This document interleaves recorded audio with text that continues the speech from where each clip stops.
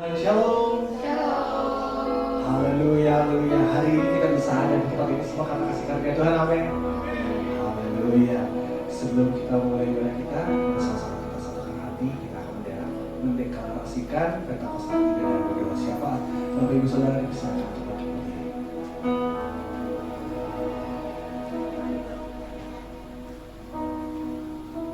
Mari Bapak Ibu Saudara, kita sama-sama berkatakan apa yang dimaksud dengan Pentakosta ketiga dalam hitungan yang ketiga. 1, 2, 3. Pentakosta ketiga adalah pencurahan Roh Kudus yang dahsyat di zaman ini, melebihi yang terjadi di Asus Asri. Pentakosta ketiga lahir di Tuhan Yesus datang kembali. Pentakosta ketiga akan mengakibatkan generasi Yeremia, yaitu anak-anak muda yang dipenuhi Roh Kudus, cinta mati-matian kepada Tuhan Yesus, tidak kompromi terhadap dosa, dan akan bergerak untuk memenangkan jiwa. Pentakosta ketiga lahir di Indonesia dan bergerak ke bangsa-bangsa. Gerakan ini dari timur ke barat dan akan kembali ke Yerusalem. Pentakosta ketiga akan memberikan kuasa untuk menyelesaikan amanat agung, dan setelah itu Tuhan Yesus datang kembali.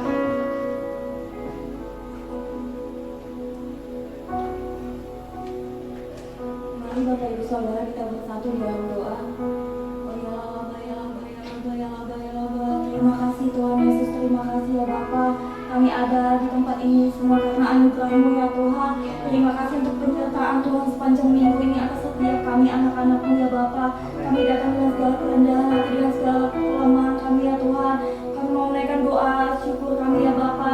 Kiranya Engkau berkenan atas setiap doa, pujian, penyembahan yang kami naikkan ya Bapa. Terima kasih Tuhan Yesus, terima kasih Bapa, kami menopang ya Tuhan ibadah raya yang kedua ya Bapa. Biarlah Tuhan hadir atas tempat kami di mana kami ada di tempat ini. Biar Tuhan hadir, ada hadirat Tuhan yang kuat mengurapi setiap kami, setiap ruangan demi ruangan ya Tuhan. Lawat setiap ibadah kami ya Bapa di dalam nama Tuhan Yesus. Biar Roh Kudus-Mu tercurah atas setiap kami. Terima kasih Bapa, terima kasih Tuhan Yesus.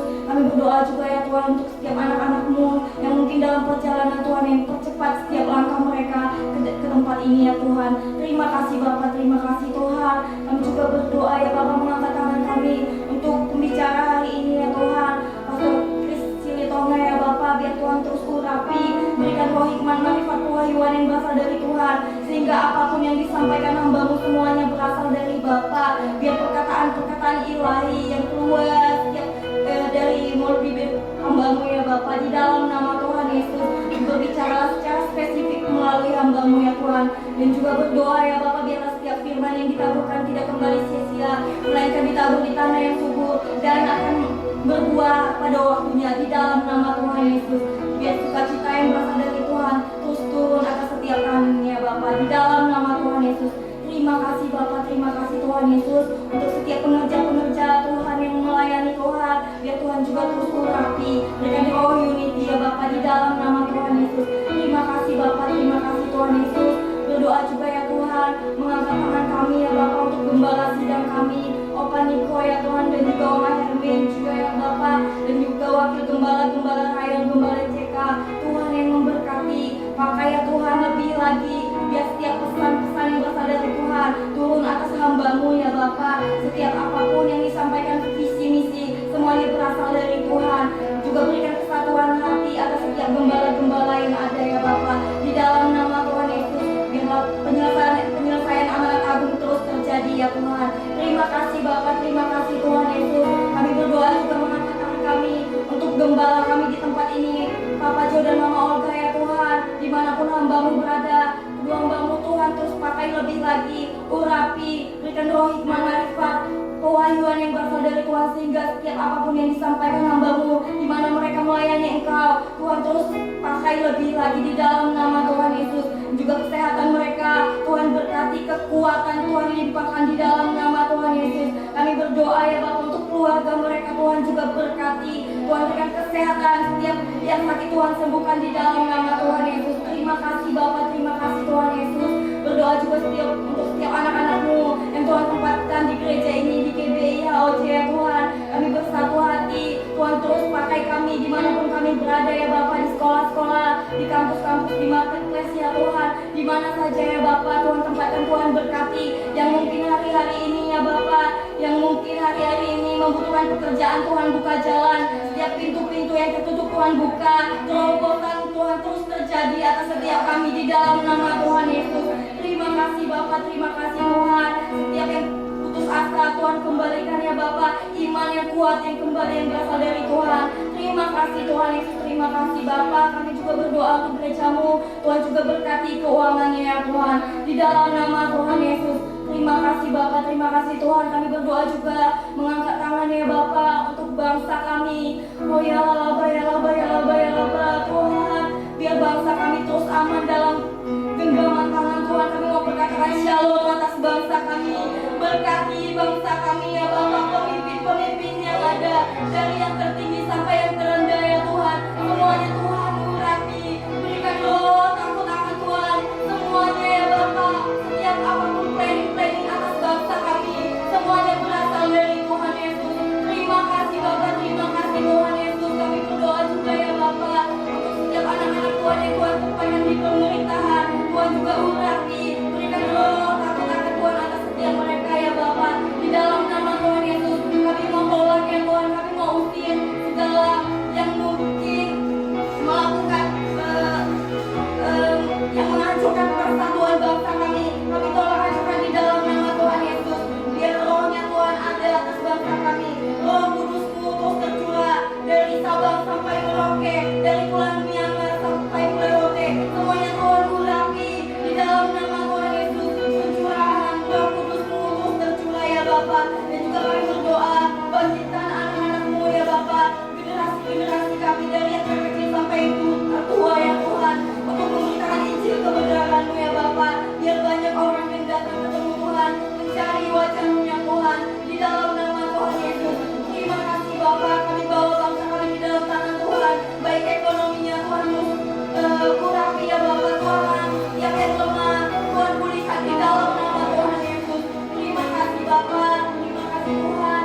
Kau melihat setiap kedalaman hati anak-anak-Mu, biar kami terus melekat sama Tuhan. Biar orang-orang yang menanti-nantikan Tuhan, yang berseru-seru sama Tuhan, mendapat kemenangan demi kemenangan, kemuliaan, semuanya untuk Tuhan Yesus. Di dalam nama Tuhan Yesus. Terima kasih Bapa, biar segala pujian, syukur, hormat, kemuliaan hanya bagi nama Tuhan saja kami dari dalam satu nama yang kudus. Dalam nama Tuhan Yesus Kristus, haleluya.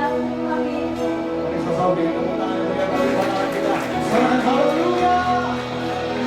Sebelum Bapak Ibu Saudara duduk, mari bisa kasih salam kanan kiri yang katakan selamat hari Minggu, Tuhan Yesus memberkati. Haleluya. Bapak Ibu Saudara bisa duduk dalam hadirat Tuhan. Sementara kita akan sama-sama menyaksikan Voice of Pentecost multimedia di sana.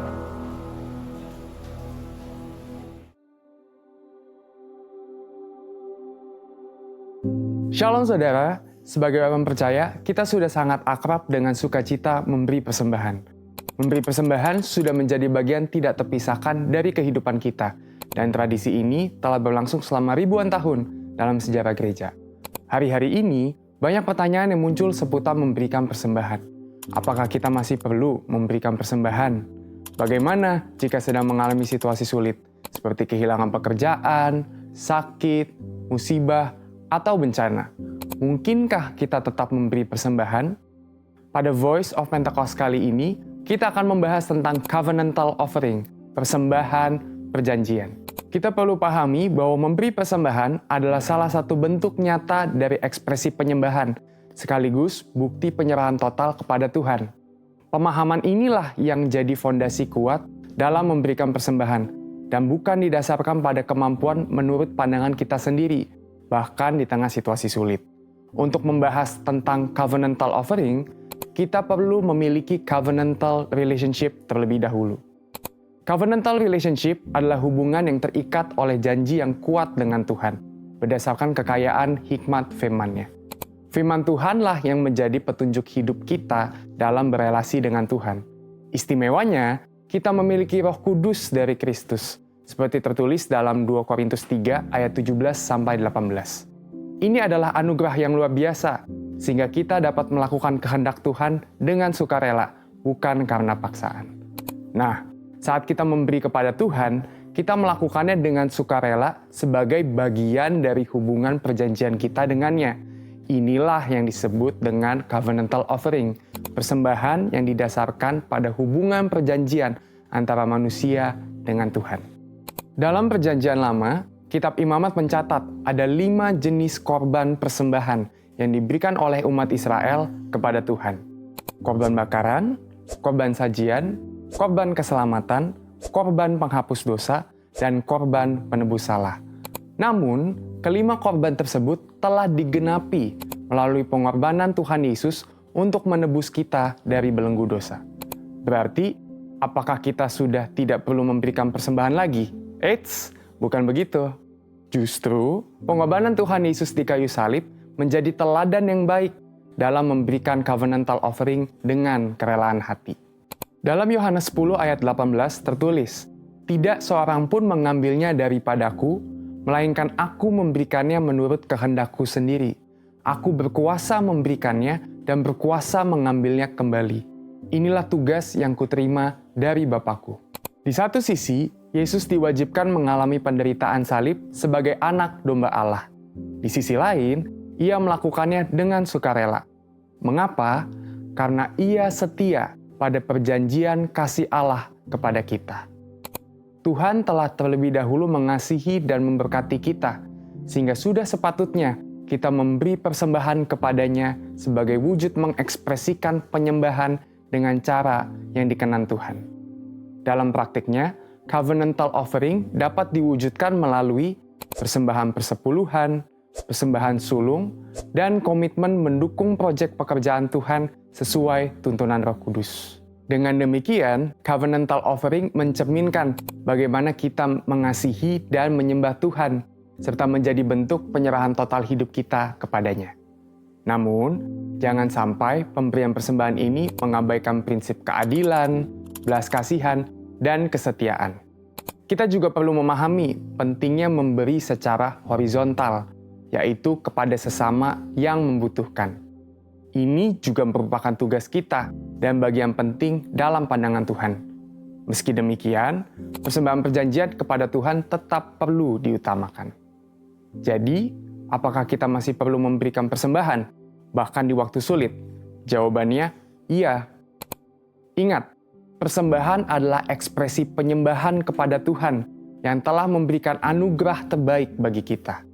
Kita memberikan persembahan kepada Tuhan dengan kerelaan hati dan sukacita melalui institusi yang Tuhan tetapkan, yaitu gereja tempat kita bertumbuh, seperti yang tertulis dalam Maleakhi 3 ayat yang ke-10. Pertanyaan berikutnya, apakah persembahan harus diberikan ke gereja atau langsung diberikan kepada mereka yang membutuhkan? Jawabannya, ya, untuk kedua-duanya. Gereja adalah wadah pertama yang Tuhan gunakan untuk menyatakan kasih Tuhan kepada dunia.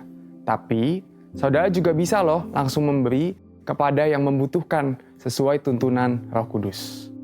Perlu diketahui, memberikan persembahan kepada Tuhan itu melatih iman kita untuk bergantung kepadanya, sekaligus mengingatkan kita bahwa kita adalah pengelola, bukan pemilik.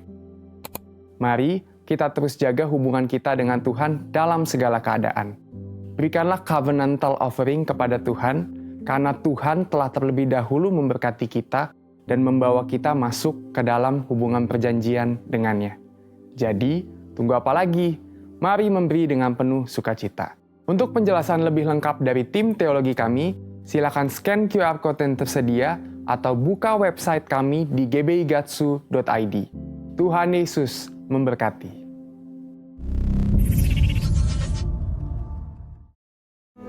Semua diberkati oleh Tuhan hari ini, amin. Karena kasih karunia Tuhan hari ini kita boleh ada di tempat ini, boleh bersama-sama beribadah, amin.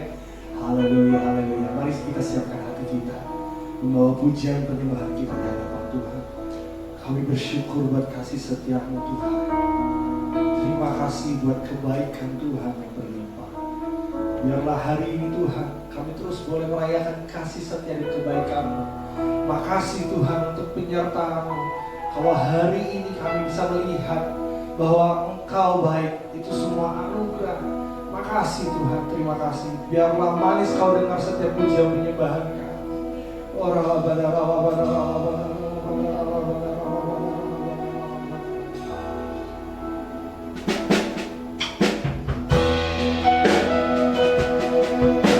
Dengan hati yang penuh hati dan ucapan syukur Tuhan, kami bawa kepada-Mu setiap pujian penyembahan.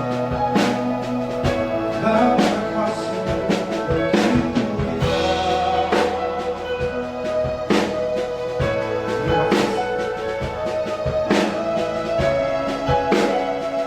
Dengan hati yang rindu mengucapkan syukur bagi sama-sama kita datang. Ku hendak bernyanyi bagimu selama hidup. Nyawaku,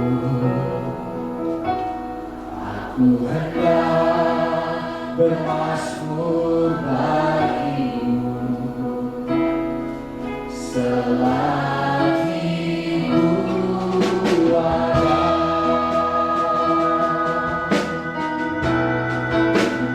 Bayangku renung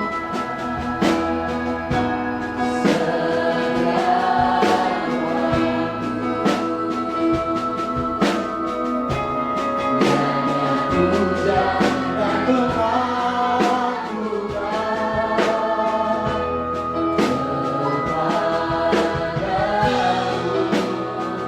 yang manis terdengar. Kau dengar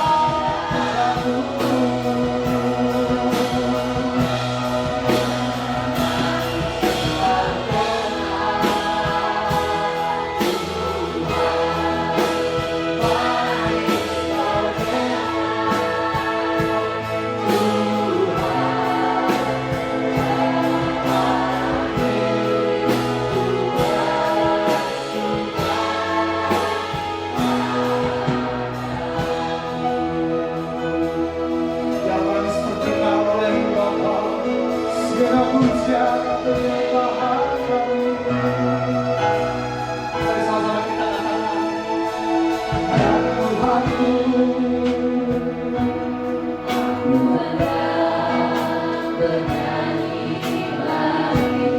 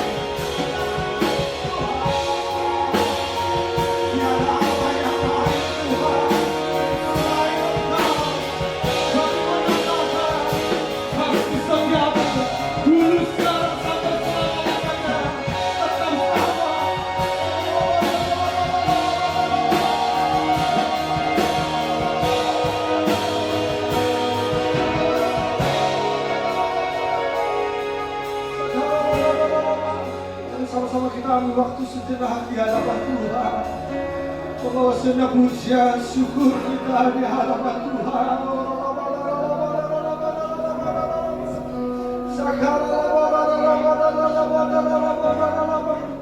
Bapa, ini kami Tuhan membawa pujian bagi-Mu Tuhan. Kami bersyukur, sungguh sangat bersyukur untuk kasih-Mu yang selalu berlimpah, untuk kasih-Mu yang manis dalam kehidupan kami. Thank you Tuhan, thank you Bapa.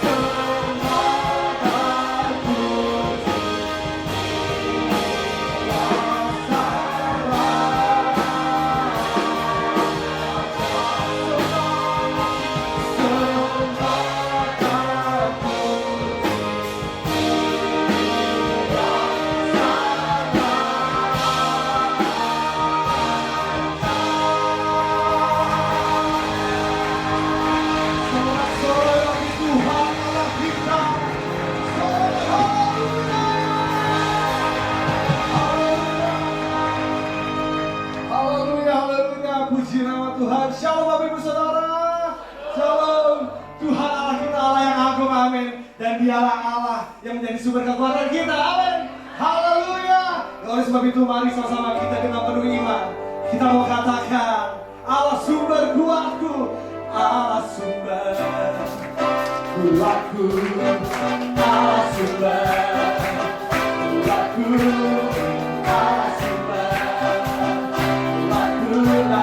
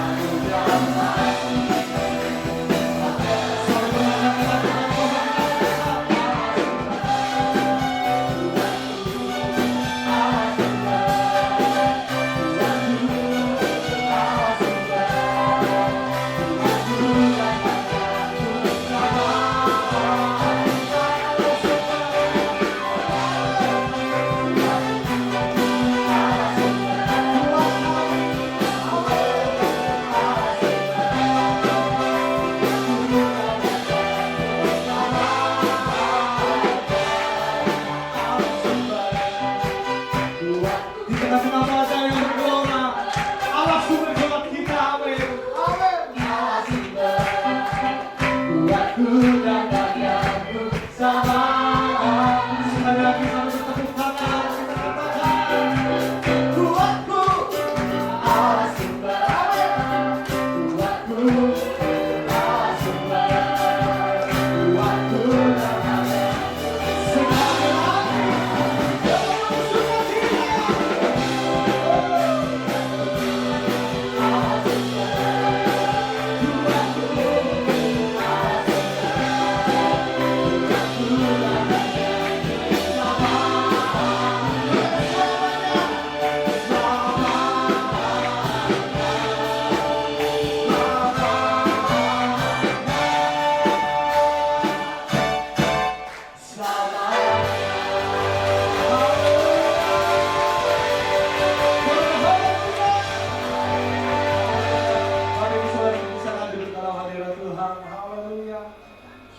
Sebelum kita sama-sama dengarkan firman Tuhan, mari sama-sama kita bawa kehidupan kita untuk kita beri firman Tuhan.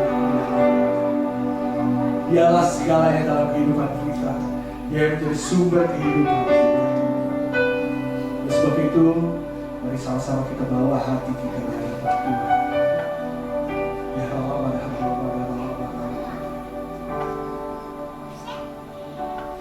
Kau Tuhan mengasihiku, kuasa-Mu memulihkanku, hati yang baru Kau berikan untukku dapat melihat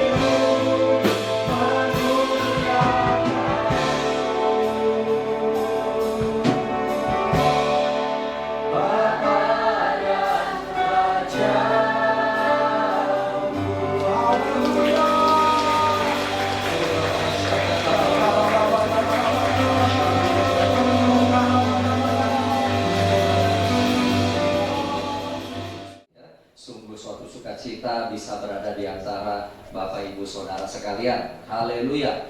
Pada pagi hari ini saya mau membagikan sebuah tema, dan hari ini tema saya berbeda antara ibadah yang pertama dan yang kedua ini. Tapi di ibadah yang pertama ini saya rindu untuk membagikan kepada saudara dengan tema garam dan terang dunia. Katakan garam dan terang dunia. 2, 3. Garam dan terang dunia.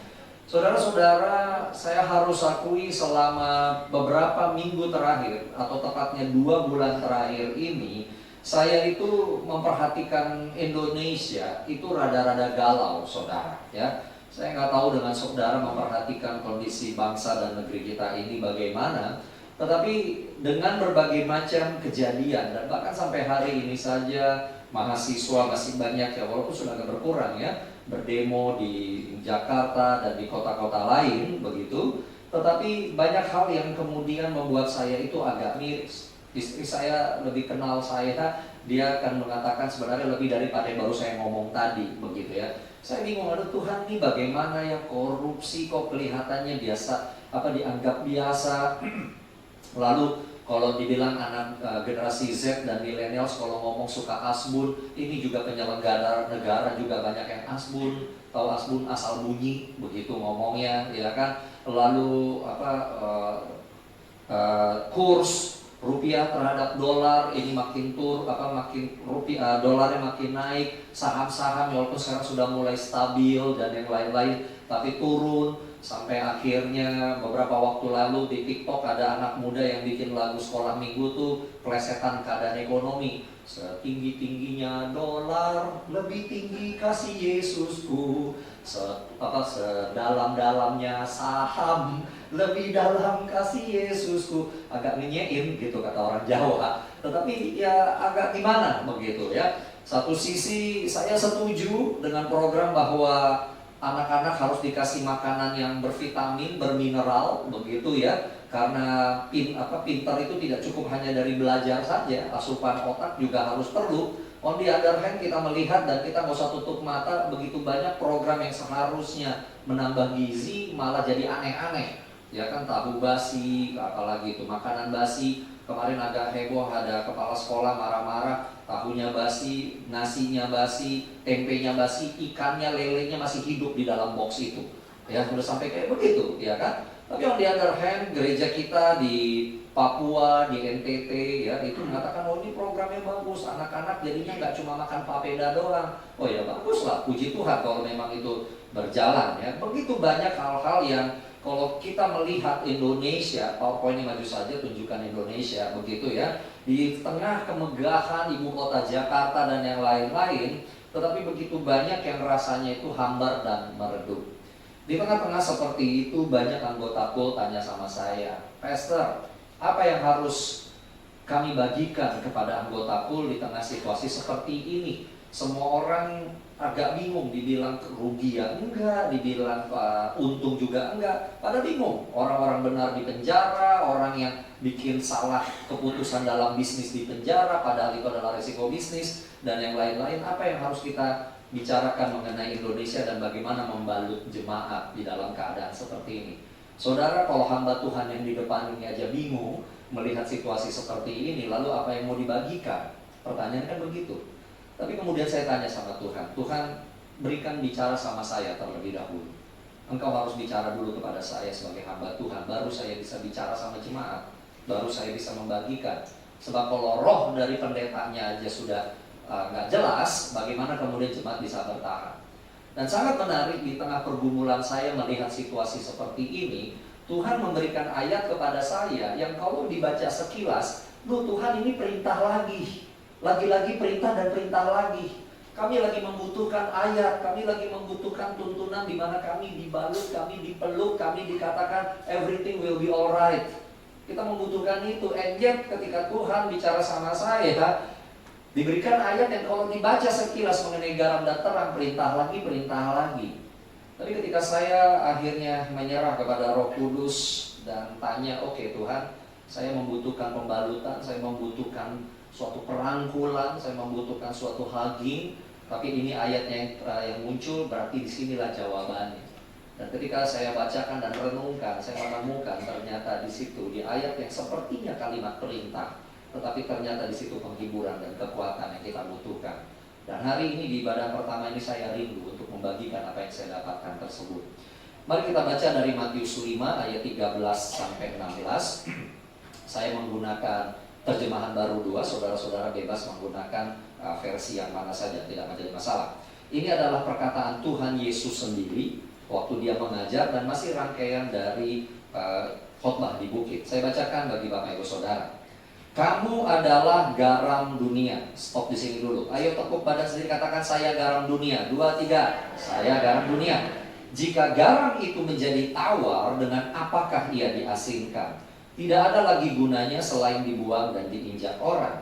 Kamu adalah terang dunia. Tepuk badan sendiri, katakan saya terang dunia. Saya terang dunia.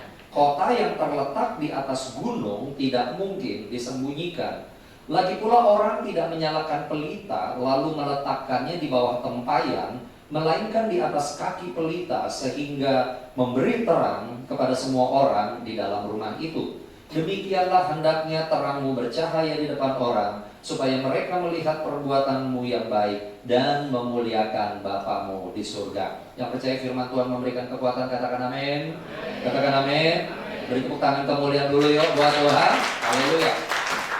Saudara-saudara, ada 2 di sini mengenai identitas. Yesus katakan, kamu terang dunia, kamu garam dunia. Alkitab tidak berkata kamu harus menjadi garam dunia, kamu harus menjadi terang dunia. Tidak, you already the salt, you already the light of the world. Anda itu sudah garam dan Anda itu sudah terang dunia. Katakan amin. Jadi kita punya paradigma jangan begini, aduh susah ya menjadi garam. No, Anda sudah garam, Anda sudah terang. Katakan amin. Di tengah dunia yang hambar ini, Anda adalah garamnya. Di tengah dunia yang kelihatannya makin gelap ini, Anda justru adalah terangnya. Oh come on, beri tepuk tangan kemuliaan dulu buat Tuhan. Nah kita akan melihat di dalam hal ini bagaimana status kita sebagai garam dan terang ini justru itulah yang membawa kita ketenangan, yang membawa kita tetap kuat di tengah dunia khususnya Indonesia yang sedang tidak jelas seperti ini. Nah pelan-pelan satu demi satu kita akan bahas ya. Yang pertama mengenai garam dunia. Nah pertanyaannya, suatu kali ada seorang anak muda nanya sama saya, Pastor emang namanya garam tuh bisa jadi tawar?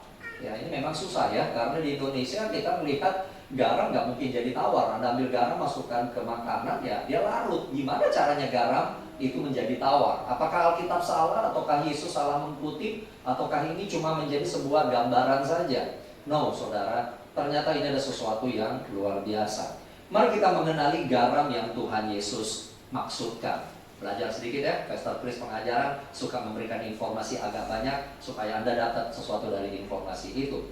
Nah, pada zaman Tuhan Yesus, garam itu sesuatu yang susah untuk didapat oleh orang Yahudi. Memang garam itu kebanyakan ambil dari laut, tapi pada zaman Tuhan Yesus, perdagangan garam dan akses laut sangat dikontrol oleh orang Romawi. Sehingga apa yang terjadi, orang-orang Yahudi pada zaman Tuhan Yesus itu banyak ngambil garamnya dari Laut Mati. Nah, Laut Mati ini sendiri sebenarnya sebuah danau, tapi di dalam bahasa orang Yahudi danau dan laut sama aja, jadi mereka sebut Laut Mati, ya. Dan Laut Mati ini, danau ini adalah satu-satunya danau di Timur Tengah di mana dia tidak mengalirkan air, tapi dia dapat air dari sungai-sungai. Biasanya danau itu sumber air, ini enggak, dia malah menerima air dari sungai Yordan dan beberapa sungai kecil lainnya. Dan karena dia terima air terus, akibatnya apa? Kandungan garamnya itu pekat, ya, pekat. Gak ada binatang yang bisa hidup di Laut Mati. Dan saking pekatnya, Anda kalau pergi ke Laut Mati, Anda akan ngambang di sana. Yang nggak bisa berenang pergi ke Laut Mati ngambang. Mau beratnya kayak apa, Anda pasti ngambang, ya. Dan bukan mati, ya ngambang aja, ya. Nah, orang-orang Israel pada waktu itu ngambil garamnya itu di Laut Mati, dan garam Laut Mati itu bentuknya bukan kayak kayak butiran pasir yang biasa kita lihat di pantai begitu. Bentuknya itu bebatuan. Jadi bayangkan kalau seandainya air minum di tangan saya ini adalah batunya Laut Mati, nah ini dia garamnya. Apa yang akan mereka lakukan dengan batu garam ini atau kristal garam ini? Mereka ambil, lalu mereka celupkan ke dalam sup atau makanan. Setelah cukup asin, baru diangkat keluar. Jadi itu cara orang pada zaman Tuhan Yesus menggunakan garam Laut Mati. Nah, garam Laut Mati ini sendiri kalau sering dipakai dicelup, ya sudah digaramin, dia hanya tinggal rangkanya aja, rangka batunya. Dan rangka batunya ini gak bisa dilempar lagi ke Laut Mati untuk jadi asin lagi, enggak. Udah gak ada gunanya, dia hambar. Anda kayak masukin batu aja ke dalam sup, gak ada efeknya. Tapi bebatuan ini memang cukup kuat, sehingga biasanya nanti dikumpulin lalu dipakai untuk membangun fondasi jalan Romawi. Kalau Anda lihat jalan Romawi, di atasnya itu batunya besar-besar, tapi di bawahnya ada batu-batu kecil kerikil, dan itu biasanya pakai batu Laut Mati yang sudah hambar itu. Makanya sekarang kita ngerti, Yesus katakan kalau garam itu sudah tawar, maksudnya garam dari Laut Mati sudah tawar, apa gunanya? Cuma hanya akan dibuang dan diinjak-injak orang. Kenapa? Karena jadi fondasi jalanan Romawi. Ngerti ya, saudara-saudara sekalian? Wah, baru nangkep ya. Karena Matius, ya, dia adalah pegawai pajak Romawi, jadi dia mencatat. Wah, saya langsung ngerti. Kita mungkin orang Indonesia gak terlalu mengerti, tapi Anda mengerti maksud saya ya. Nah, saudara-saudara, kita ini sudah garam. Katakan garam. Jadi persoalannya bukan bagaimana menjadi garam, tapi jangan sampai kita jadi tawar. Itu dia sebenarnya. Seringkali kita tidak sadar akan hal ini. Sementara di dalam kehidupan sehari-hari dan di dalam Alkitab, garam itu mempunyai fungsi yang luar biasa. Dia penambah rasa dan dia pengawet. Anda mau yang suka, Anda yang sering masak, Anda akan mengerti fungsi garam. Bukan memberi rasa asin, tetapi menambah rasa. Anda mau merebus, lemparkan garam sedikit supaya keluar rasanya. Anda masak daging, even masak sayur, Anda juga tetap harus melemparkan garam ke sana. Sekalipun sayurnya manis, tetap akan keluar manisnya, karena garam itu memicu rasa yang terbaik keluar. Dan garam juga adalah fungsi pengawet. Orang Indonesia paling gampang, kita punya ikan teri, kita punya ikan asin, ada fungsi pengawetan. Dan fungsi pengawetan ini artinya apa? Sesuatu yang seharusnya punah, sesuatu yang harusnya kadaluarsa, tetapi karena ada garam, maka fungsinya diperpanjang, maka waktunya diperlama. Itulah fungsi garam di dalam kehidupan kita sehari-hari. Tetapi ada sesuatu yang luar biasa secara teologi, secara spiritual. Kenapa Allah, kenapa Yesus meminta kita untuk kita sadar bahwa kita ini adalah garam. Kita dipanggil untuk menambah rasa dan untuk mengawetkan. Katakan mengawetkan. Yang artinya memperlama, memperpanjang. Pertanyaan selanjutnya, apa yang harus diperlama dan harus apa yang diperpanjang? Kita lihat terlebih dahulu satu ayat di Perjanjian Lama dan nanti kita lihat di Perjanjian Baru. Imamat 2 ayat 11. Imamat 2 ayat 11. Dikatakan, setiap kurban sajianmu harus kau bubuhi garam. Jangan kau lalaikan garam perjanjian Allahmu dari kurban sajianmu. Bubuhilah garam pada setiap kurbanmu. Wow, ternyata penggunaan garam di Alkitab bukan hanya di Matius, tapi di Imamat juga sudah ada. Sangat menarik saudara, kalau tadi ada yang perhatikan VOP, kalau perhatiin dong itu artikelnya nulis saya by the way ya. Walaupun hostnya beda gitu, tapi itu punya saya gitu ya. Oke ya, jadi gini saudara, orang Israel itu kalau memberikan kurban, kan ada 5 jenis kurban, itu 4 diantaranya itu peraturannya rigid. Peraturannya tuh ribet, mengenai dagingnya, ukurannya, atau jenis binatangnya itu agak ribet. Yang agak lebih gampang memberikan itu adalah yang namanya kurban sajian. Basically binatang boleh, apapun boleh Anda sajikan sama Tuhan, walaupun semuanya nanti harus dibakar ya, menurut hukum Musa harus dibakar. Anda mau kasih apa aja no problem. Kenapa? Karena kurban sajian ini fungsinya gini, saya mau bersuka cita sama Tuhan karena Tuhan memberkati saya. Dan apapun berkat itu akan saya kembalikan sebagian sama Tuhan. Ya, makanya orang Israel sebagai petani dan peternak ya mereka kembalikan hasil bumi, kembalikan hasil ternak. Nah, yang sangat menarik khusus di kurban sajian, mereka setiap kali mau bakar Allah menetapkan harus dibubuhi garam. Kalau yang lain nggak terlalu, hampir nggak ada malah, cuma kurban sajian, kurban penebus dosa, darah harus ada, korban bakaran harus sampai gosong, ya kan? Tapi sajian ini lebih bersifat kurban sukacita, karena tiba-tiba Anda dapat berkat yang Anda nggak pikirkan, Anda nggak ngira, Anda dapat berkat, lalu Anda pengen sukacita. And yet di tengah sukacita itu Tuhan bilang bubuhkanlah garam pada setiap kurbanmu. Tahu kenapa kita harus membubuhkan garam? Kenapa ada perintah seperti ini? Saudara-saudara ingat, sampai hari ini kalau kita ada sebagaimana kita ada, karena Allah setia kepada perjanjiannya kepada kita. Katakan amin. Itu dia.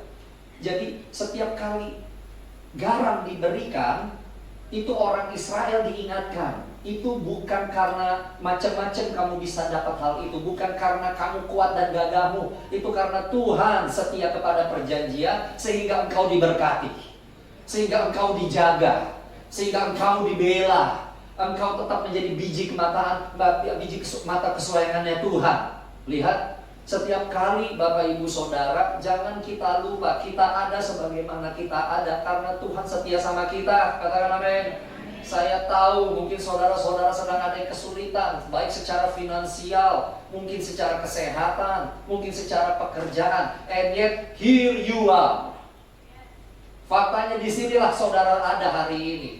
Saudara ada masih bisa mengenakan pakaian yang baik. Saudara masih bisa mengeluarkan uang untuk datang ke gereja. Saudara masih makan, masih minum, masih memiliki pekerjaan. Jangan lupa, itu karena Allah berjanji dan setia kepada perjanjiannya. Dia tidak akan pernah membiarkan kita sampai tergeletak. Tolong beri tepuk tangan kemuliaan buat Tuhan. Haleluya. Hari ini Bapak Ibu Saudara jangan lupakan hal itu. Yes, dunia bisa kelihatannya gelap dan hambar, tapi Allah tetap setia. Ada yang berkata, Pak, kenapa sih terjadi seperti ini? Allah tetap setia. Sekarang menjadi jelas kalau dunia ini sedang menuju makin gelap dan makin hambar. Makanya kita berdoa, Tuhan Yesus datanglah segera. Tuhan Yesus, mampukan kami selesaikan amanat agung. Biar datang segera. Biar Yerusalem baru, Bapak Ibu Saudara. Biar kita punya raja dan penguasa ibu kota di Yerusalem itu yang gak asbun. Berarti ini bukan politik, memang semua pemimpin di dunia ini lagi asbun sekarang. Gak tahu kenapa. Gak Amerika, gak Cina, gak negara. Udahlah jangan ngomong negeri ya. Tapi coba bayangkan kalau Yesus segera datang. Beres. Gak perlu ada perwakilan DPR dan segala macam. Gak perlu, kenapa? Karena Allah kita tahu apa yang kita butuhkan. Bukankah itu luar biasa? Dan hari ini kita dipanggil dan kita diingatkan, kamu garam. Kamu garam. Ketika dunia sedang hambar, jangan ikut-ikutan hambar. Kamu tunjukkan kepada dunia setia sama Tuhan. Setia sama Tuhan. Saya menemukan di gereja juga banyak yang begitu. Ketika keadaannya lagi hambar, malah nggak ke gereja. Lu nggak ke gereja, nanti aja gue ikut online. Lama-lama online ini dimatikan semua aja supaya ke gereja. Tapi nggak bisa juga kan?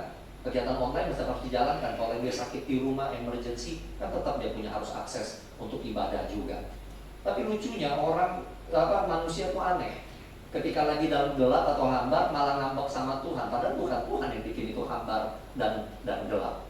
Tapi hari ini Tuhan bilang, know who you are. Tahu siapa dirimu. Kita ini anak Tuhan. Katakan amin. Perjanjian kasih karunia dan kekal Allah itu ada pada kita. Katakan amin. Sehingga jangan kita bertindak dan berlaku seperti orang dunia, tapi bertindaklah sebagai anak-anak Tuhan yang telah diselamatkan dan ada di dalam terang Tuhan. Beri tepuk tangan kemuliaan buat Tuhan. Haleluya. Nah, Bapak Ibu Saudara, tapi kan sekarang kita tidak lagi memberikan kurban-kurban itu. Di sini kan gak ada yang bawa kompor keluar rumah lalu bakar korban gitu di luar. Terimalah ya Tuhan asap. Kan gak kayak begitu. Enggak. Tuhan sudah menjadi korban yang sempurna. Segala aturan korban itu sudah tidak ada lagi. Kenapa? Karena Yesuslah korban yang sempurna. Katakan amin. Ya. Nah, oleh karena itu kan gak usah lagi kita memberikan semacam itu. Namun, prinsip Alkitab, kita mengikuti jejak dan teladan Tuhan Yesus yang memberikan hidupnya itu di atas kayu salib menjadi kurban, supaya melalui hal itu banyak orang diselamatkan dan mendapat berkat.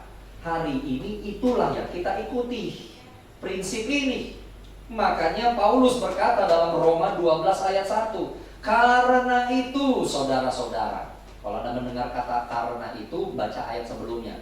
Paulus baru menjelaskan mengenai penyaliban dan karya Yesus. Karena itu, saudara-saudara, oleh kemurahan Allah, aku menasihatkan kamu supaya kamu mempersembahkan tubuhmu sebagai persembahan yang hidup, yang kudus dan yang berkenan kepada Allah. Itulah ibadahmu yang apa? Sejati. Perhatikan, aku menasehatkan kamu, pilihan di tangan kita.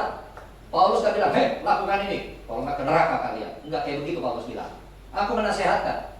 Artinya apa? Choice tetap di tangan kita. Apakah kita mau jadi garam atau garam yang tawar? Itu choice di tangan kita. Supaya kamu mempersembahkan tubuhmu. Sekarang kita persembahkan hidup kita. Itu dia maksudnya. Sebagai persembahan yang apa? Hidup. Katakan hidup. Jangan putus asa, jangan kayak orang mati. Sudahlah, habislah. Oh, habislah. Jangan kayak begitu. Persembahkan tubuhmu sebagai hidup. Hidup, kerja yang baik, melayani yang baik. Hidup, life. Get alive, people. Yang kudus, katakan kudus. Dan yang berkenan kepada Allah. Saudara, ingat ya, kita hidup di dunia ini itu bukan untuk mencari kesuksesan dunia, bukan untuk mencari perkenanan dunia. Kita mencari perkenanan surga. Beda ya. Hidup di dunia cari target, cari supaya sukses, supaya nggak ditolak orang. Itu semua baik, tapi bukan yang terbaik dan bukan yang terutama. Hidup kita sebagai orang Kristen, kita cari perkenanan Tuhan. Nggak boleh kita lupa. Dan di sini ada kata apa? Yang berkenan kepada Allah yang kudus. Ini ngomong terang-terangan aja ya. Khususnya Anda saudara-saudara yang masih angkatan kerja, yang sudah pensiun juga tentu berlaku.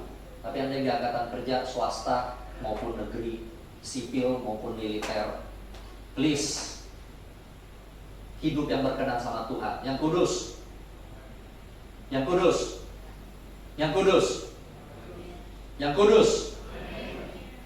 Gak ada amplop di bawah meja. Gak ada cut short prosedur. Pak, kalau kayak ngikutin ini lama Pak, seminggu kau jalankan. Biar lebih cepat Pak, sehari jadi. Gak ada kayak gitu-gitu. Gak kudus. Istri saya kalau ada kesempatan bisa bersaksi. Selama jadi supervisor, manager, director, gak pernah ada kayak begini. Beres-beres aja tuh perusahaan. Gak ada. Ikutin, kenapa emang? Anda yang di sini bawahan, nggak ada urusannya kasih suap dan sajen kepada bosmu. Susah Pak, harus begini, kasih parcel dan segala macam. Nggak ada. Ini ngomong aja di YouTube kan, ya harus keras sekarang. Tuhan udah mau datang. Jangan sesat, Allah tidak membiarkan dirinya dipermainkan. Apa yang kau tabur dalam daging akan binasa. Apa yang kau tabur dalam roh akan dalam kekekalan. Jangan lagi kayak gitu ya. Yang anak muda jangan. Pak kalau kayak gini Pak nggak naik pangkat, teman saya naik segala macam, nggak naik pangkat lah kau, tapi di sorga kau dapat mahkota. Pak kalau kayak gini bintang di saya nggak naik, nggak dapat bintang lah kau, tapi kau memerintah bersama Yesus. Siapa di sini tentara dan militer? Saya juga anak tentara dan militer. Sedih. Opung saya nggak jadi pendeta gara-gara mempertahankan negeri ini untuk merdeka. Sekarang kelakuan kayak begitu. Banyak sekali itu yang 3 huruf itu, T baliknya I. Jangan begitu. ASN di sini banyak kan pegawai negeri di sini. Jangan lakukan itu. Jangan lakukan. Lebih baik kau tidak naik pangkat di sini, tapi mahkotamu berlipat kali ganda di sorga. Beri tepuk tangan kemuliaan buat Tuhan. Kemarin saya sangat diberkati dengan khotbah istri saya. Lawannya integritas itu adalah jalan pintas. Wah keren itu. Kita sering ngomong integritas kan, lawannya integritas apa? Jalan pintas. Karena jalan pintas, karena cinta uang, pengen buru-buru gajinya naik, fasilitasnya naik, jalan pintas. Tetapi Yesus saja sehari-harian ditangkap dari malam, diadili, disiksa, jalan berjam-jam ke Golgota. Dia lewati proses itu. Dia nggak nego sama Bapak. Oke ini menderita ya Pak, bisa dipercepat aja nggak? Kagak, lewatin semua itu. Lihat, segitu banyak dia lewati. Kenapa? Demi kita. Dan sekarang kita, kalau kita mengaku kita adalah garamnya Tuhan, garam bagi dunia ini, ikuti hidup yang kudus, yang berkenan kepada Allah. Yang mau katakan amin, beri tepuk tangan kemuliaan buat Tuhan. Bilang kanan kiri, agak keras khotbahnya hari ini. Kolose 4 ayat 5-6, lebih lanjut Paulus mengatakan begini, hiduplah dengan hikmat terhadap orang-orang luar. Apa maksudnya orang-orang luar? Ini adalah surat kepada jemaat, artinya pergunakanlah dengan hikmat ketika engkau berinteraksi dengan orang-orang non-Kristen. Bukan dengan negatif, tapi dengan positif. Pergunakan waktu yang ada. Waktu kita gak banyak saudara. Gak banyak. Gempa bisa terjadi 2 kali. Ada yang ngikutin gak di Venezuela, dan satu lagi saya lupa ada di mana tuh baru kemarin. Ada yang tahu nggak serangan teroris ke Cina juga ada. Cuma pakai pesawat terbang kecil nabrak gedung. Hampir mirip kayak WTC. Gak ada yang ngikutinnya. Pada nontonnya TikTok semua, baca berita saudara-saudara. Ini udah mulai. Bangsa-bangsa numpukin senjata-senjata sekarang, termasuk negeri kita. Anda pikir apa itu semua? Sudah menuju, Antikristus mau muncul, rapture sebentar lagi. Ya, pergunakan waktu yang ada. Hendaklah kata-katamu senantiasa penuh kasih. Katakan penuh kasih. Jangan hambar, katakan jangan hambar. Sehingga kamu tahu bagaimana kamu harus memberi jawab kepada setiap orang. Sayangnya di Indonesia Alkitabnya ditulisnya jangan hambar. Kalau terjemahan yang lebih tepat sebenarnya season with salt. Kata-kata dalam mulutmu itu ada garamnya. Itu dia maksudnya. Kalau ngomong tuh ada garamnya mulutmu. Artinya apa? Ada rasanya. Dan ada pengawetnya. Artinya apa? Omongan kita tuh gak sia-sia. Omongan kita tuh awet. Omongan kita tuh berbobot. Katakan berbobot. Ya, jangan sembarangan bunyi doang. Ya, itu yang harus hari-hari ini ketika kita ketemu, khususnya kepada mereka yang belum percaya kepada Tuhan Yesus. Tunjukkan jati kita, jati diri kita sebagai garamnya Allah. Katakan amin. Beri tepuk tangan kemuliaan buat Tuhan. Itu yang paling dalam yang mau saya bahas. Yang kedua sekarang kita lihat mengenai terang dunia. Dalam Matius 5 ayat 14 dikatakan kamu adalah terang dunia. Ketika ayat ini ditulis dalam bahasa Ibrani, Perjanjian Baru itu bahasa Yunani, tapi ketika diterjemahkan ke dalam bahasa Ibrani, orang Yahudi bilangnya begini, Or Haolam. Or itu cahaya, Haolam itu dunia. Tapi yang sangat menarik, pengertian Haolam di dalam bahasa Ibrani, dunia, itu ternyata dunia yang bisa kita lihat sama dunia yang tidak bisa kita lihat. Jadi dunia fisik dan dunia alam roh. Wow, ternyata dalam pengertian dunia. Yesus berkata, kamu, kita semua adalah terang bagi dunia ini yang bisa dilihat, tapi kita juga terang bagi iblis. Kita ini kalau di hadapan setan gak boleh jadi sama kayak setan. Nah itu dia. Di dalam perjanjian lama Ayub dibanggakan sama Tuhan. Kamu lihat Ayub di depan iblis kan? Gak ada yang seperti dia. Lihat, apakah kita jadi Ayub sekarang? Mungkin kita kelihatan terang di dunia ini, tapi di alam roh, di kesendirian kita, waktu kita sedang tidak ada siapa-siapa, apakah kita tetap terang atau tidak? Banyak anak-anak Tuhan gak sadar ini, dipikir saya hanya jadi terang di hadapan orang. Tetapi juga di hadapan iblis, kita juga harus terang. Tidak ada syak, tidak ada yang dari sesuatu dari kekuatan jahat itu yang bisa menuduh kita. Jangan sampai terjadi, Bapak Ibu Saudara sekalian. Yang ngerti katakan amin. Dan kenapa kita ini disebut terang? Bapak Ibu Saudara, pelan-pelan ya, saya bawa jembatan. Oke ya. Kenapa kita disebut terang sama Tuhan? Mazmur 119 ayat 105. Firman-Mu itu pelita bagi kakiku dan terang bagi jalanku. Gampang ya?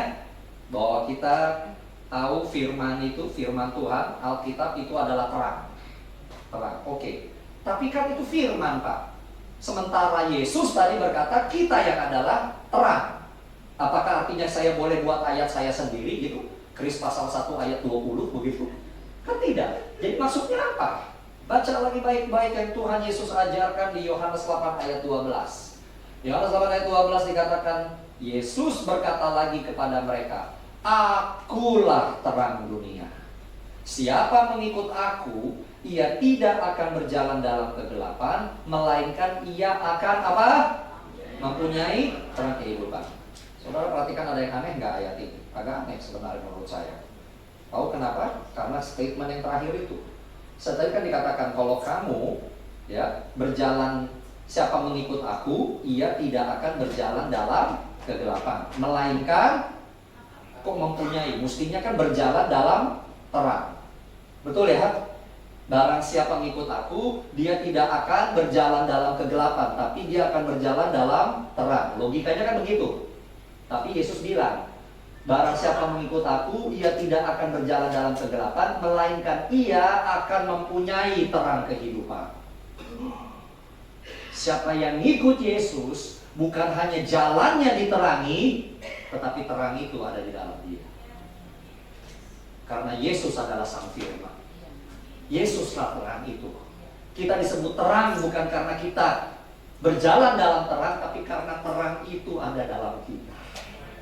Setiap kali engkau putus asa, setiap kali engkau bilang, Tuhan kok kayaknya gelap ya duniaku, ingat baik-baik, kau punya terang itu. Ingat Yesus gak jauh daripadamu. Saat engkau lagi menghadapi badai, jangan bingung kalau engkau gak melihat tepian dari air itu. Yesus ada di sana. Yesus ada di sana. Yesus ada dalam perahumu yang sama bahkan. Hari ini jangan bilang di mana terang kok kayaknya gelap banget. Banyak bahasa roh. Sadari ada roh Allah di dalam dirimu. Katakan amin. Jangan putus asa. Jangan bertanya di mana Tuhan. Tuhan ada bersama dengan engkau. Katakan amin. Beri tepuk tangan kemuliaan buat Tuhan. Saya mau tutup dengan statement ini. Ingatlah di tengah situasi yang saat ini sedang kita hadapi, saudara mungkin adalah satu-satunya Yesus yang akan seseorang temui dalam hidupnya. Orang Anda, gak semua orang bisa disuruh baca Alkitab, gak semua orang bisa mau diajak ke gereja. Tapi saudara sebagai garam dan terang, saudara mungkin adalah satu-satunya Yesus yang akan dia temui dalam hidupnya. Oleh karena itu perhatikanlah bagaimana teman-temanmu dan keluargamu memberi label padamu. Kita gak suka label, tapi faktanya dunia suka kasih label. Kalau engkau dibilang ini, anak setan datang, nah itu harus bertobat saudara. Ya, oh si anak setan lu, kalau berarti Anda anak setan. Wah dia datang keren, kalau dia mah orangnya asik, gak kayak orang gereja tuh munafik. Dia mah gampang mau nge-fake, mau nge-geleng, mau ngapain. Nah itu saudara, itu harus bertobat saudara. Tapi kalau Anda mungkin diajak, si haleluya, karalama shikarama datang. Anda bilang, puji Tuhan, dia melihat ada Roh Kudus dalam saya. Kalau seandainya bilang, ini lagi si Mr. Amin, Nyonya Hosana datang, biarin aja dia ngejek. Tapi intinya, dia melihat bahwa saudara memiliki Allah di dalam dirinya. Hari ini perhatikan baik-baik. Jadilah garam dan jadilah terang. Katakan amin. Sebagai usulan aplikasi, dan setelah ini kita berdoa, para imam musik boleh persiapkan diri. So, meresponi firman ini, nomor 1, yuk mari kita selalu menjadi pembawa rasa positif di tengah-tengah pergaulan kita. Jadi garam, jadi garam. Yang kedua, bantulah mereka yang sedang kebingungan untuk menemukan damai dan solusi dalam Yesus. Jadi terang. Katakan amin. Dan saya mau titip di sini, maafin kayak sedikit di luar khotbah, tapi siap-siap banyak melakukan pelayanan doa. Tahu maksud pelayanan doa? Ada orang yang lagi stres, yang lagi bingung, Anda tawarkan mendoakan dia. Itu dia. Seringkali kita pikir melayani doa, oh Tuhan tolong isi kursi-kursi yang kosong. It's okay, no problem.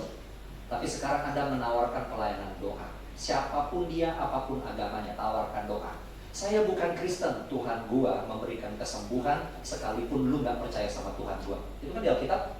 Tapi saya nggak pernah ke gereja. Tuhan saya menyembuhkan orang di pasar-pasar dan di rumah-rumah. Siap-siap dengan pelayanan doa. Kenapa? Itu akan menjembatani orang itu untuk dia bertemu dengan terang yang ada di dalam diri kita, dan yang terang yang membawa yang menyinari seluruh dunia ini, yaitu Tuhan Yesus Kristus. Yang mengerti dan yang mau katakan amin. Beri tepuk tangan kemuliaan buat Tuhan. Mari kita bangkit berdiri bersama.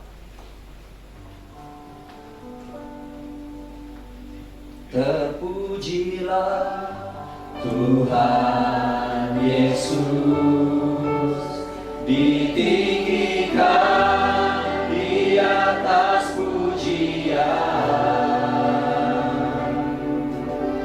dari dalam lubuk hatiku ku sujud dan berterima kasih. Terpujilah Tuhan Yesus, ditinggikan di atas pujian, dari dalam lubuk hatiku ku sujud dan berterima kasih. Angkat tangan di hadapan Tuhan, katakanlah, terpujilah Tuhan Yesus, ditinggikan di atas pujian, dari dalam lubuk hatiku ku sujud dan berterima kasih. Dari dalam lubuk hatiku ku sujud dan berterima kasih.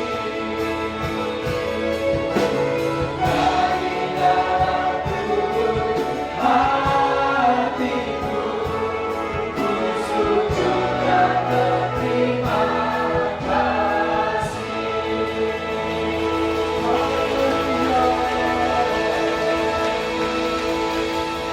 Bapa di surga, terima kasih. Terima kasih Tuhan, Engkau mengingatkan kami bahwa kami adalah garam dunia, kami adalah terang dunia. Kamilah pembawa perjanjian kekal itu ya Tuhan, dan Engkau ada di dalam kami. Kami dipakai Tuhan di tengah-tengah dunia yang semakin hambar dan gelap ini. Dan justru di dalam keadaan seperti itu kami boleh melihat penyertaan dan kasih karunia-Mu Tuhan tidak pernah jauh daripada kami. Terima kasih Tuhan, terima kasih, terima kasih. Bapa, hamba-Mu sudah menyampaikan apa yang hamba-Mu dapatkan daripada Engkau. Hamba-Mu terbatas, tetapi Engkau tidak terbatas. Oleh karena itu berbicaralah lebih dalam dan spesifik untuk semua anak-anak-Mu ini ya Tuhan. Pimpin mereka dan tuntun mereka, sehingga mereka benar-benar Tuhan menjadi garam sebagaimana yang Kau inginkan dan terang sebagaimana yang Engkau telah tetapkan. Terima kasih Bapa di surga, terima kasih Tuhan Yesus. Segala hormat, pujian, ucapan syukur kami naikkan kepadamu hanya di dalam nama Yesus Kristus. Haleluya. Semua kita katakan amin. Beri tepuk tangan yang meriah buat Tuhan. Bapak Ibu Saudara, saya duduk dalam hadirat Tuhan. Haleluya. Tiba saatnya kita memberi. Adakah Bapak Ibu Saudara yang belum mendapatkan amplop persembahan? Nanti akan dibantu. Oke, sepertinya sudah semua. Mari kita siapkan hati kita berdoa. Bapak, kami ucap syukur Tuhan atas kasih karunia-Mu yang berlimpah dalam kehidupan kami. Terima kasih Tuhan kalau kami boleh mendapat firman-Mu, kami boleh mendengar firman-Mu. Biar Tuhan firman itu termeterai di dalam setiap kehidupan kami, dalam hati kami. Kau memberkati Tuhan, Pastor Chris Litoma Tuhan, biar Tuhan dalam setiap kehidupannya Engkau terus bawa semakin tinggi, bukan semakin turun, menjadi kepala, bukan menjadi ekor, dan menjadi contoh dan teladan bagi banyak orang. Dimanapun dia menginjakkan kaki di situ boleh terjadi pertobatan dan boleh menjadi berkat. Terima kasih Bapak, kami bersyukur Tuhan, Kau memberkati istri dan keluarganya berlimpah-limpah. Ini sekarang kehidupan kami Tuhan, kalau adalah sebuah kehormatan bagi kami untuk boleh memberi. Sebentar kami akan memberi Tuhan. Biarlah Tuhan Kau yang menguduskan setiap pemberian kami, persembahan kami. Terima kasih Bapak, hanya di dalam nama Tuhan Yesus Kristus. Sama-sama kita katakan amin. Sembari Bapak Ibu Saudara dipersilakan untuk memberi, kita akan sama-sama mendengarkan pengumuman dari multimedia. Multimedia dipersilakan. Shalom Gereja Tuhan, berikut HOJ Update edisi pekan ini di tahun 2026. Tahun Amanat Agung, the Year of the Great Commission. Ibadah Joyful Kids diadakan setiap minggu bersamaan dengan ibadah Raya Minggu di ruangan Joyful Kids. Untuk info lebih lanjut, silakan hubungi Saudari Cahaya. Ibadah Junior Church diadakan setiap minggu jam 11 siang di ruangan Jesse. Untuk info lebih lanjut, silakan hubungi Saudari Pesa. Ibadah evosi diadakan pada hari Sabtu, kecuali minggu pertama, jam 5 sore di tempat ini. Untuk info lebih lanjut, bisa dilihat di Instagram @_evosi_jakarta atau dapat menghubungi Saudari Indri. Ibadah Yangan Pro diadakan pada hari Jumat setiap minggu kedua. Untuk info lebih lanjut, dapat menghubungi Sekretariat Gereja atau bisa dilihat di Instagram @yp_gbi_hoj. Baptisan air diadakan pada hari Sabtu, minggu kedua. Untuk info lebih lanjut, silakan hubungi koordinator ibadah atau sekretariat gereja. Penyerahan anak diadakan setiap minggu pertama. Untuk info lebih lanjut, silakan hubungi sekretariat gereja. Rumah doa online diadakan pada hari Rabu 1 Juli jam 8 malam via Zoom. Dan rumah doa onsite diadakan pada hari Kamis 2 Juli jam 7 malam di tempat ini. Untuk info lebih lanjut, silahkan hubungi Gembala Kor, COT, atau Sekretariat Gereja. Selamat hari Minggu semuanya. Thank you banget untuk pelayanannya Pastor Chris Litonga yang luar biasa. Kami semua diberkati. Dan untuk semua hamba-hamba Tuhan yang sudah melayani hari ini di HOJ, di posnya masing-masing dengan dahsyat, diberkati sama Tuhan dengan luar biasa. Semua jemaat yang sudah beribadah, biarlah minggu ke depan jadi minggu yang berbuah, minggu yang sukses, minggu yang luar biasa juga bersama dengan Tuhan. Tuhan berkati. Bagi Bapak Ibu Saudara yang sedang dalam pergumulan atau rindu untuk didoakan, dapat menghubungi tim pastoral setelah selesai ibadah. Untuk info kegiatan lainnya, silakan hubungi Sekretariat Gereja atau bisa dilihat melalui Instagram @gbi_hoj. Sekian HOJ Update edisi pekan ini. Sampai jumpa di minggu depan yang pastinya lebih dahsyat lagi. God bless you. Sebelum kita menutup ibadah pada hari ini, adakah yang baru pertama kali hadir di beribadah bersama di sini? Haleluya, semuanya jemaat yang setia. Mari sama-sama kita akan tutup ibadah kita. Bapak Ibu Saudara saya untuk bangkit berdiri. Bersyukur, bersyukur, bersyukur.